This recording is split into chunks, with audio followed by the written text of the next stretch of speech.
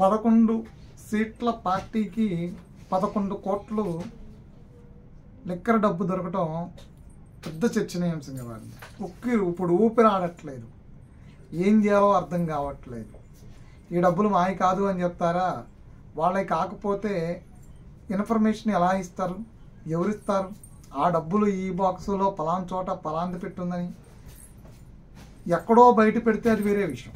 వాళ్ళ సొంత ప్లాట్లలో, వాళ్ళు నివాసం ఉన్నటువంటి ప్లాట్లలోనే దొరకటం కదా. మరి ఇది ఊపిరి అన్నటువంటి పరిస్థితి. వైఎస్ఆర్సీపీ నిజంగానే ఈ 11 ఎందుకు వెంటాడుతుందో అర్థం కావట్లేదు. ఇప్పుడు 11 స్థానాలు గెలిచారు, 11 మంది అసెంబ్లీకి రారు. ఈ 11 అనేది 11 గంటలకు అసెంబ్లీకి వచ్చారు, 11 నిమిషాలు ఉన్నారు, 11 మంది తిరిగి వెళ్ళిపోయారు అనేదే వీళ్ళ మీద ఒక ట్రోల్ ఉన్నటువంటి పరిస్థితి. మళ్ళా ఇవాళ ఈ 11 కోట్ల నోట్ల కట్ల దొరికిన తర్వాత ఈ 11 సీట్ల పార్టీకి ఈ 11 కోట్లు పెద్ద దెబ్బేసే అనే చర్చ మొదలైంది. మరలా ఈ 11 ఏంటో అర్థం కావట్లా. జగన్మోహన్ రెడ్డి గారు మాట అనేవాడు,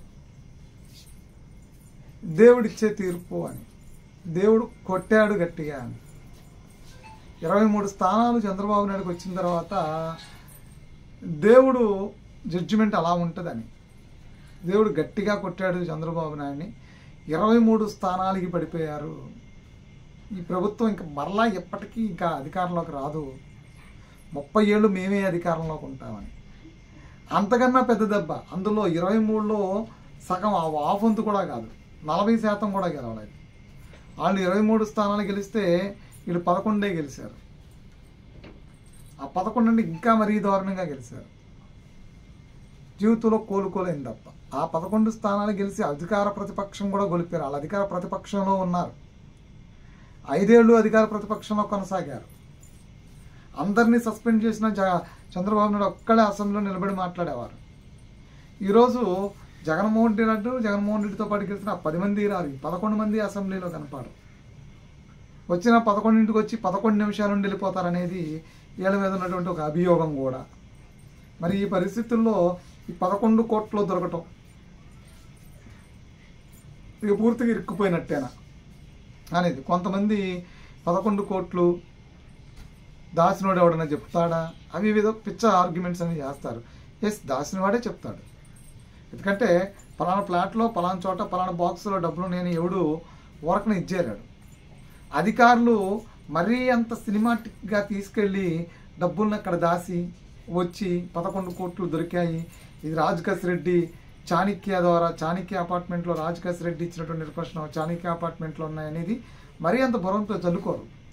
ఎందుకంటే అబద్ధపు అంటే ఏదన్నా చిన్న చితకో షార్ట్ షీట్లో ఇట్లో అట్లా ఎక్కడో చోట ఈ సాక్షిని ప్రభావితం చేసి ఎక్కడో చోట కొన్ని సొంత వాక్యాలు రాసుకోవచ్చేమో, కానీ స్టేట్మెంట్స్లో కేసు బలంగా ఉండడానికి మరీ ఇంత పెద్ద సినిమా డ్రామా క్రియేట్ చేయలేరు. ఎందుకంటే అది రేపొద్దున వాళ్ళకి వాళ్ళు ఎవరు పొలిటీషియన్స్ కాదు, వాళ్ళు 35 ఏళ్ళు సర్వీసులో ఉండాల్సినటువంటి బాధ్యత కలిగినటువంటి అధికారులు. కాబట్టి మరీ అంత పెయిన్ తీసుకోరు. ప్రభుత్వాలు సపోర్ట్ చేసినంత మాత్రాన అంత పెయిన్ అయితే ఎవరు తీసేసుకోరు. అది కానీ జగన్మోహన్ రెడ్డి వార్నింగ్లు ఇస్తున్న వార్నింగ్లకి అసలు పెయిన్ తీసుకోరు. ఇద్దరు రేపొద్దు నేను అధికారంలోకి వస్తా, మీరు సప్త సముద్రం అవుతున్నా తీసుకొస్తా, గొడ్డలోడు తీసి నిలబెడతా అనే ఆ వార్నింగ్లకైనా సరే ఆ వార్నింగ్లైనా ఉన్నాయిగా. సో కాబట్టి ఆ వార్నింగ్ను అసలు ఇలా అయినా తీసుకోరు, అంత పెయిన్ తీసుకునేటువంటి పరిస్థితి లేదు.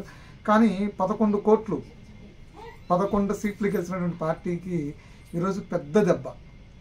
ఎందుకంటే ఇది సాక్ష్యం, ఇదొక పెద్ద ఆధారం. ఈ కేసులో ఇదొక కీలకమైనటువంటి ఎవిడెన్స్. లిక్కర్లో స్కామ్ జరగలేదు అని మాట్లాడేటువంటి వైసీపీ నేతలు, వైసీపీ మీడియా ఏదైతే ఉందో వాళ్ళందరికీ చెక్ పెట్టడానికి 11 కోట్లు చాలు. ప్రజాధనాన్ని 10 రూపాయలు మనం అడ్డదారిలో కొట్టేసిన, అవినీతి చేసిన వాళ్ళు శిక్షార్హులే. అది వార్డ్ కౌన్సిలర్ అయినా, పంచాయతీ వార్డు మెంబర్ అయినా, ఈ దేశ ప్రధానైనా ఎవరైనా సరే ప్రజాధనాన్ని కాజేసిన 10 రూపాయలు అక్రమంగా తీశారు, కాజేశారంటే వాళ్ళు దోషి కింద లెక్కే. ఇక్కడ 11 కోట్లు దొరికాయి. కంటైనర్లో తరలించే డబ్బులు ఇంకా చాలా చోట్ల ఉన్నాయి అనేది ఇప్పుడు చర్చ.